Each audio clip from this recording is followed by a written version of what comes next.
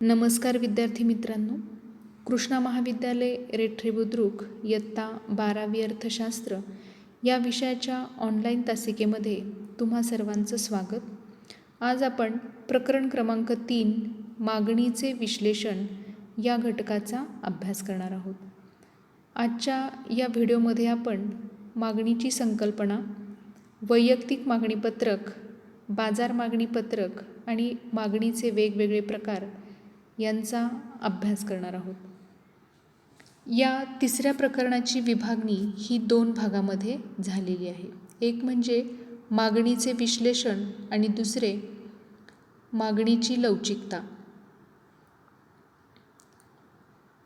यापूर्वीच्या प्रकरणामध्ये आपण पाहिलं की उपयोगिता ही अतिशय महत्त्वाची अशी संकल्पना आहे. उपयोगिता म्हणजे मागणीच्या नियमाचा आधार होय.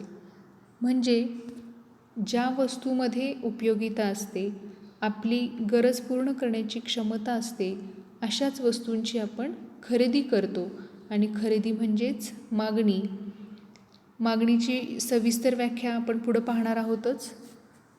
उपयोगिता ही इच्छा निर्माण करते, म्हणजेच एखाद्या वस्तूमध्ये उपयोगिता असते आणि त्या उपयोगितेमुळे ती वस्तू खरेदी करावे अशी आपल्या मनामध्ये इच्छा निर्माण होते. मग या इच्छेचे रूपांतर मागणीमध्ये कसे होते हे आपल्याला यामध्ये पाहायचे आहे. इच्छा म्हणजे मागणी नाही. सर्वसाधारणपणे अर्थशास्त्रामध्ये मागणी कशाला म्हणायचं ते आपण पाहूया. मागणीचं सूत्र आहे आपल्याकडे. मागणी होण्यासाठी, एखाद्या वस्तूला मागणी येण्यासाठी ती वस्तू खरेदी करावी अशी आपल्या मनामध्ये इच्छा असायला पाहिजे. त्याचबरोबर ती वस्तू खरेदी करण्यासाठी आपल्याकडे तेवढा पुरेसा पैसा असायला पाहिजे. आणि नुसता पैसा असून चालणार नाही आहे, तर त्या वस्तूवरती तो पैसा खर्च करण्याची आपली तयारी असायला पाहिजे. आणि ह्या सर्व अटी जर पूर्ण होत असतील तरच त्या वस्तूला मागणी येते. उदाहरणार्थ, एखादी व्यक्ती आहे, तिला TV खरेदी करायचा आहे. तसा TV खरेदी करायची तिची इच्छा आहे, पण तिच्याकडे जर पैसे नसतील तर त्या इच्छेचे रूपांतर मागणीमध्ये होऊ शकत नाही. म्हणजेच एखाद्या वस्तूला मागणी येण्यासाठी 3 अटी अतिशय महत्त्वाची आहेत. एक म्हणजे ती वस्तू खरेदी करण्याची आपल्याला इच्छा असायला पाहिजे. दुसरी, तेवढा पुरेसा पैसा वस्तू खरेदी करण्यासाठी आपल्याकडे असायला पाहिजे. आणि तिसरं म्हणजे नुसता पैसा असून चालणार नाही आहे, तर तो पैसा त्या वस्तूवरती खर्च करण्याची आपली तयारी असायला पाहिजे. यावरून आपल्याला मागणी कशाला म्हणायचं हे समजलं असेल. आता बेनहॅम यांनी मागणीची केलेली जी व्याख्या आहे ती व्याख्या आपण पाहूया. विशिष्ट वेळी, विशिष्ट किमतीला, विशिष्ट वस्तूची खरेदी केलेली नग संख्या म्हणजे त्या वस्तूची मागणी होय. बेनहॅम असं म्हणतात की एखाद्या वस्तूला मागणी आली आहे किंवा किती मागणी आहे हे कसं आपल्याला समजू शकतं, तर त्या वस्तूला विशिष्ट काळामध्ये, म्हणजेच एका विशिष्ट ठराविक काळामध्ये विशिष्ट किंमत असताना त्या किमतीला एखादा ग्राहक किंवा बाजारातील सर्व ग्राहक मिळून त्या वस्तूची किती प्रमाणामध्ये खरेदी करतात, ही जी नग संख्या आहे ती नग संख्या म्हणजे त्या वस्तूला असलेली मागणी होय. म्हणजेच एखाद्या वस्तूला मागणी येण्यासाठी विशिष्ट वेळी, विशिष्ट किंमत आणि त्या किमतीला खरेदी झालेली नग संख्या म्हणजेच त्या वस्तूची मागणी होय.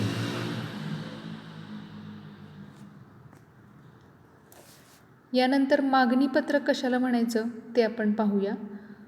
वस्तूची किंमत आणि त्या वस्तूची मागणी यामध्ये जो कार्यात्मक संबंध असतो, तो संबंध दाखवणारा जो तक्ता आहे किंवा जे कोष्टक आहे त्याला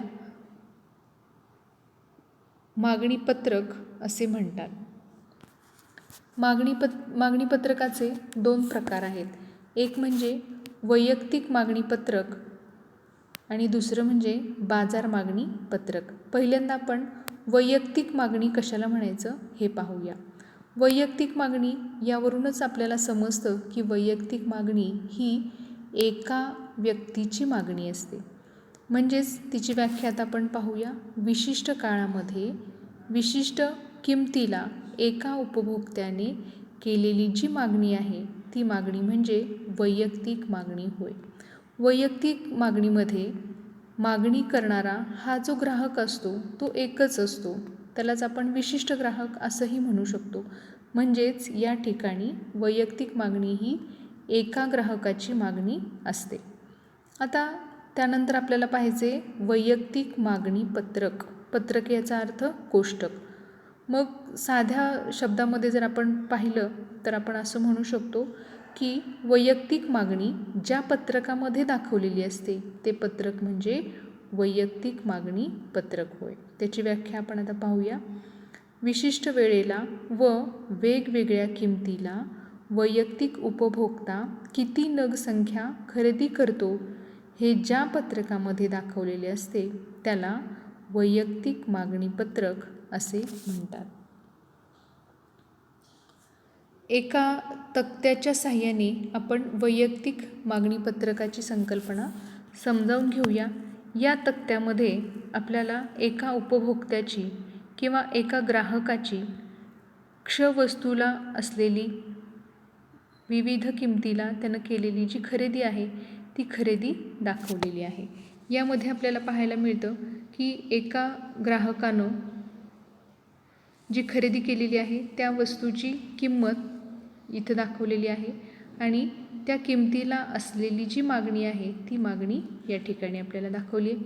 ती मागणी ही किलोमध्ये आहे तर त्या वस्तूची किंमत या ठिकाणी रुपयामध्ये घेतलेली आहे. 10 रुपये किंमत असताना त्या वस्तूला असणारी जी मागणी आहे वैयक्तिक ग्राहकाची ती 1 किलो एवढी असते.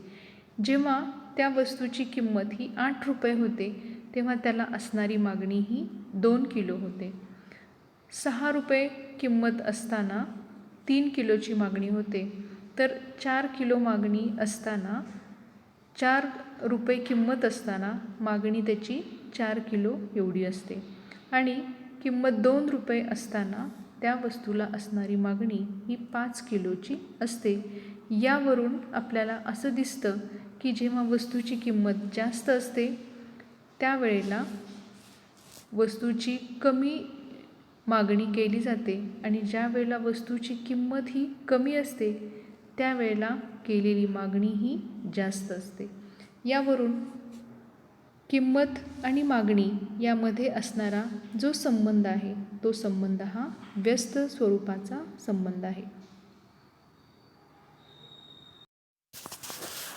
या तक्त्यावरून आता आपण वैयक्तिक मागणी वक्राचा अभ्यास करूया. या ठिकाणी अक्ष हा अक्ष आहे. या अक्षावर क्ष वस्तूची मागणी जी किलोग्रॅममध्ये आहे ती दाखवलेली आहे आणि अय अक्षावरती त्या वस्तूची किंमत रुपयामध्ये दाखवलेली आहे. जेव्हा किंमत ही 10 रुपये असते त्यावेळेला त्या वस्तूसाठी असणारी जी मागणी आहे ती मागणी ही 1 एवढी आहे, 1 किलो एवढी मागणी आहे. त्याचबरोबर वस्तूची किंमत जेव्हा 8 रुपये होते त्यावेळेला त्या वस्तूला असणारी मागणी ही 2 किलो एवढी असते. त्या वस्तूची किंमत जेव्हा 6 रुपये असते त्यावेळेला त्या वस्तूला असणारी मागणी ही 3 किलो असते.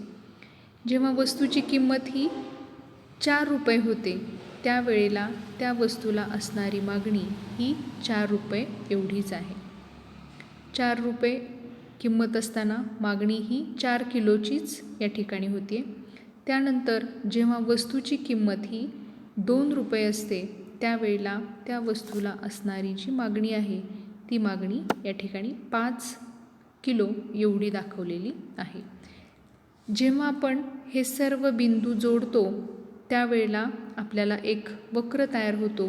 त्या वक्राला आपण म असं नाव दिलेलं आहे आणि तो वक्र म वैयक्तिक मागणी वक्र या नावाने ओळखला जातो. या वक्राचा उतार हा ऋणात्मक आहे, म्हणजेच हा जो वैयक्तिक मागणी वक्र आहे तो वरून खाली उतरणारा असतो, म्हणून त्याला ऋणात्मक उताराचा वक्र असंही म्हटलं जातं. यावरून आपल्याला असं लक्षात येतं की वस्तूची असणारी किंमत आणि वस्तूला असणारी मागणी यामधला संबंध हा व्यस्त स्वरूपाचा संबंध असतो. या आकृतीवरून आपल्याला वैयक्तिक मागणी कशाला म्हणायचं हे समजू शकतं. या आकृतीमध्ये एका ग्राहकानं केलेली ही मागणी असल्यामुळे या मागणीला आपण वैयक्तिक मागणी असं म्हणू शकतो. त्यानंतर आपल्याला बाजार मागणी अभ्यासायची आहे. बाजार मागणी साध्या भाषेमध्ये आपण त्याला म्हणू शकतो की बाजार मागणी म्हणजे बाजारामध्ये असणाऱ्या सर्व ग्राहकांनी मिळून केलेली मागणी म्हणजे बाजार मागणी होय. त्याची व्याख्या आपण पाहूया. विशिष्ट काळामध्ये विशिष्ट किंमत असताना बाजारातील सर्व उपभोक्त्यांनी किंवा त्यालाच आपण ग्राहकांनी जी मागणी केलेली असते ती मागणी म्हणजे बाजार मागणी होय. आता याचा अर्थ आपण अगोदर व्यवस्थितपणे समजावून घेऊया. बाजार मागणी म्हणजे विशिष्ट काळामध्ये एका ठराविक काळामध्ये एका विशिष्ट किमतीला बाजारामध्ये असणारे जे सर्व उपभोक्ते आहेत किंवा सर्व जे ग्राहक आहेत त्याच ग्राहकांनी जी मागणी केलेली असते त्या सर्वांची बेरीज म्हणजे बाजार मागणी असते. आता बाजार मागणी पत्रक किंवा ह्यालाच बाजार मागणी कोष्टक असंही म्हटलं जातं. विशिष्ट काळामध्ये विशिष्ट किमतीला बाजारातील सर्व उपभोक्त्यांनी केलेली मागणी ज्या पत्रकामध्ये किंवा ज्या कोष्टकामध्ये दाखवलेली असते त्याला बाजार मागणी असं म्हणतात. म्हणजेच बाजारामध्ये वेगवेगळी किंमत असताना मागणीच्या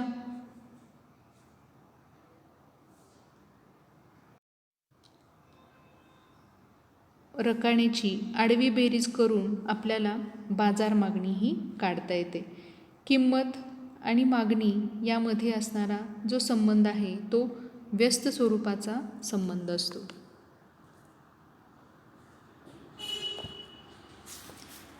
या ठिकाणी एक तक्ता दाखवलेला आहे. या तक्त्यावरून आपल्याला बाजार मागणीची संकल्पना स्पष्ट होईल. या ठिकाणी क्ष वस्तूची किंमत दाखवलेली आहे या रकान्यामध्ये. ती किंमत आहे 10, 8, 6, 4 आणि 2.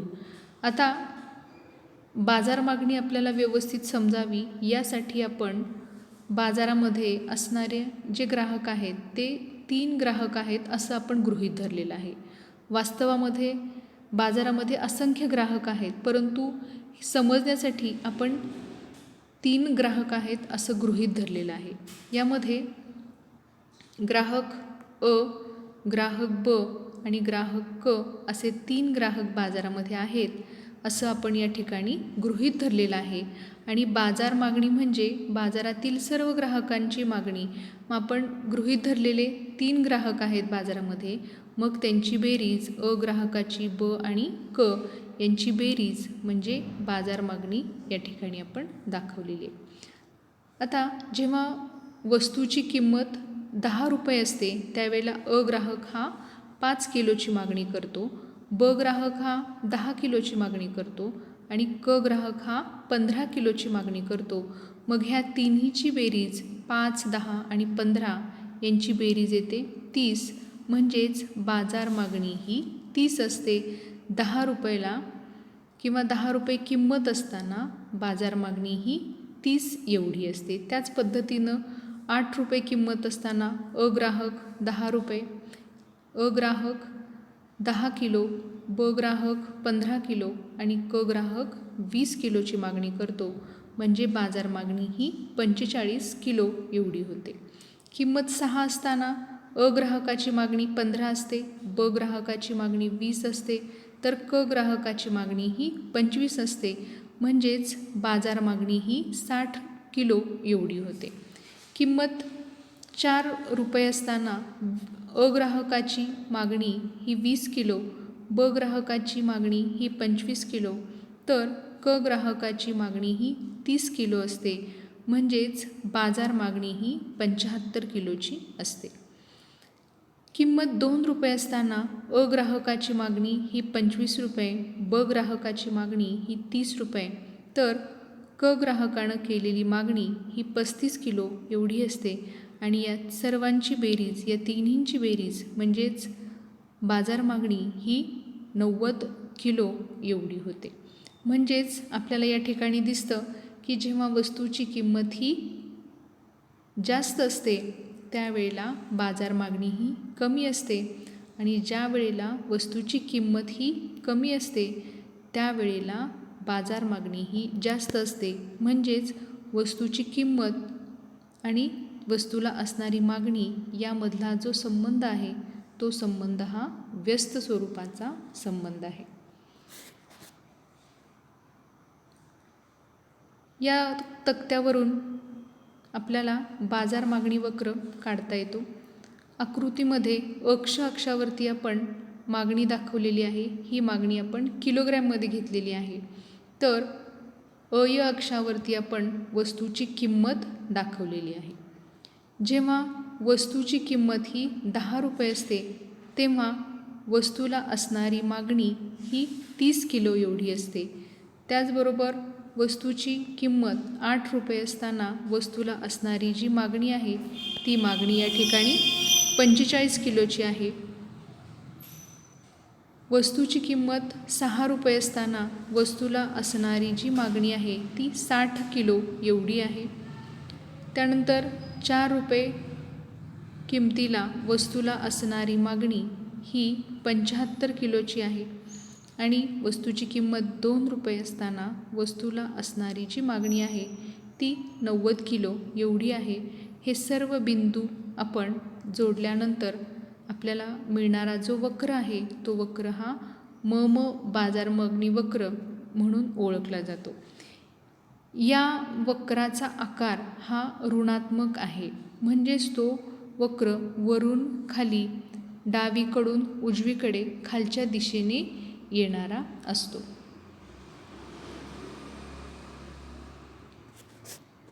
या आकृतीमध्ये आपल्याला असं दिसतं की या ठिकाणी एक विक्रेता आहे, आणि हा विक्रेत्याकडून बाजारातील सर्व हे जे ग्राहक आहेत ते ग्राहक वस्तूची खरेदी करत आहेत. मग या सर्व ग्राहकांनी मिळून केलेली जी मागणी आहे त्या मागणीला आपण बाजार मागणी असं म्हणू शकतो. यानंतर आपण आता मागणीचे जे वेगवेगळे प्रकार आहेत त्या प्रकारांचा अभ्यास करूया. मागणीचे एकूण 5 प्रकार आहेत. पहिला प्रकार म्हणजे प्रत्यक्ष मागणी, दुसरा प्रकार अप्रत्यक्ष मागणी, तिसरा प्रकार पूरक मागणी, चौथा प्रकार संमिश्र मागणी, तर 5वा प्रकार हा स्पर्धात्मक मागणी. मागणीचा पहिला प्रकार आपण अभ्यासूया. पहिला प्रकार आहे प्रत्यक्ष मागणी. प्रत्यक्ष मागणी म्हणजे प्रत्यक्ष गरज आपली पूर्ण करण्यासाठी उपभोक्त्याकडून ज्या वस्तूंची मागणी केली जाते त्या वस्तूला प्रत्यक्ष मागणी असे म्हणतात. उदाहरणार्थ, दररोजच्या व्यवहारामध्ये आपल्याला लागणाऱ्या ज्या वस्तू आहेत, अन्नधान्य, कपडे आणि इतर ज्या काही चैनीच्या वस्तू आहेत, अशा वस्तूंना असणारी जी मागणी आहे ती मागणी ही प्रत्यक्ष मागणी असते. म्हणजेच उपभोग्य वस्तू, ज्या वस्तूंचा आपण वापर करतो अशा वस्तूंना असणारी मागणी म्हणजे प्रत्यक्ष मागणी होय. ह्या वस्तू ज्या असतात त्यांची आपण खरेदी करून प्रत्यक्षपणे त्याचा आपण वापर करतो, म्हणून यांची मागणी ही प्रत्यक्ष मागणी आहे असं म्हटलं जातं. मागणीचा दुसरा प्रकार आहे अप्रत्यक्ष मागणी. यालाच परोक्ष मागणी असेही म्हणतात. ही मागणी वस्तूंच्या उत्पादनासाठी आवश्यक असते. म्हणजेच उपभोग्य वस्तू ज्या आहेत, चैनीच्या वस्तू ज्या आहेत, त्या वस्तूंचं उत्पादन घेण्यासाठी या वस्तूंची आपल्याला आवश्यकता असते. त्यांना अप्रत्यक्ष मागणी असं म्हणतात. उत्पादन घटकांची मागणी ही अप्रत्यक्ष मागणी असते. आपल्याला माहिती आहे उत्पादनाचे घटक म्हणजे भूमी, श्रम, भांडवल आणि संयोजक हे 4 उत्पादनाचे घटक आहेत.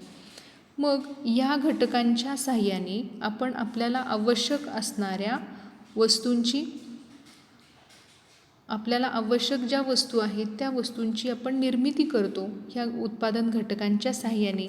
म्हणून या वस्तूंना असणारी जी मागणी आहे ती मागणी म्हणजे अप्रत्यक्ष मागणी होय. उदाहरणार्थ साखर कारखान्यातील कामगारांची मागणी. साखर कारखान्यातील कामगारांची मागणी म्हणजेच अप्रत्यक्ष मागणी असं ओळखलं जातं किंवा त्याला अप्रत्यक्ष मागणी आहे असे म्हणतात. मागणीचा तिसरा प्रकार आहे पूरक मागणी किंवा यालाच संयुक्त मागणी असंही म्हणतात. जेव्हा आपल्याला एखादी गरज पूर्ण करायची असते त्यावेळेला आपल्याला एकाच वेळेला 2 किंवा अधिक वस्तूंची एकत्रित मागणी आवश्यक असते आणि त्या एकत्रित मागणीलाच पूरक मागणी असे म्हणतात.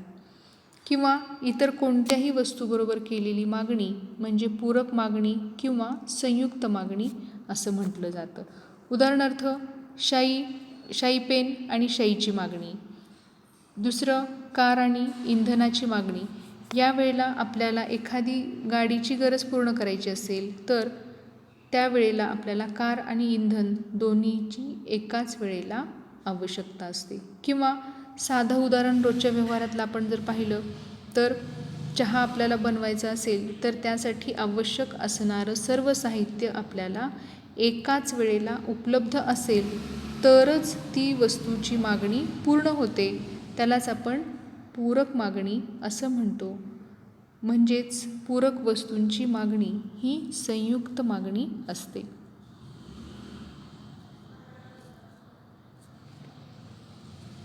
मागणीचा चौथा प्रकार आहे संमिश्र मागणी. संमिश्र मागणी म्हणजेच एका वस्तूची मागणी अनेक उपयोगांसाठी केलेली असते. म्हणजे वस्तू एकच असते परंतु त्या एका वस्तूचा वापर हा वेगवेगळ्या कामासाठी केला जातो. अशा वस्तूला जी मागणी असते त्या मागणीला आपण संमिश्र मागणी असं म्हणतो. उदाहरणार्थ विजेची मागणी ही संमिश्र मागणी असते. म्हणजेच विजेचा वापर करून आपण विद्युत दिवे, पंखा, धुलाई यंत्र अशा वस्तूंसाठी आपण त्या विजेचा वापर करतो. म्हणून विजेला असणारी जी मागणी आहे ती मागणी म्हणजे संमिश्र मागणी. पाचवा आणि शेवटचा प्रकार म्हणजे स्पर्धात्मक मागणी. स्पर्धात्मक मागणी म्हणजे ज्या वस्तू एकमेकांना पर्यायी असतात. पर्यायी वस्तू म्हणजे काय ते आपल्याला अगोदर पाहायला पाहिजे. पर्यायी वस्तू म्हणजे एका वस्तूच्या ऐवजी आपण दुसरी वस्तू वापरू शकतो अशा वस्तू ह्या एकमेकांना पर्यायी असतात. मग ज्या वस्तू एकमेकांना पर्यायी असतात अशा वस्तूंची मागणी ही स्पर्धात्मक मागणी असते. उदाहरणार्थ चहाला पर्याय हा कॉफी आहे आणि साखरेला पर्याय गूळ आहे. म्हणजे स्पर्धात्मक मागणी म्हणजे एकमेकांना पर्याय असणाऱ्या वस्तूंना असणारी मागणी ही स्पर्धात्मक मागणी होय. अशा प्रकारच्या मागणीमध्ये एका वस्तूच्या किमतीमध्ये जर बदल झाला तर त्याचा परिणाम हा त्याला जी पर्यायी वस्तू आहे त्या पर्यायी वस्तूच्या मागणीवरती होत असतो. अशी मागणी म्हणजे स्पर्धात्मक मागणी होय. तर अशा पद्धतीने आज आपण मागणीची संकल्पना, वैयक्तिक मागणी पत्रक, बाजार मागणी पत्रक आणि मागणीचे वेगवेगळे प्रकार यांचा आपण अभ्यास केलेला आहे.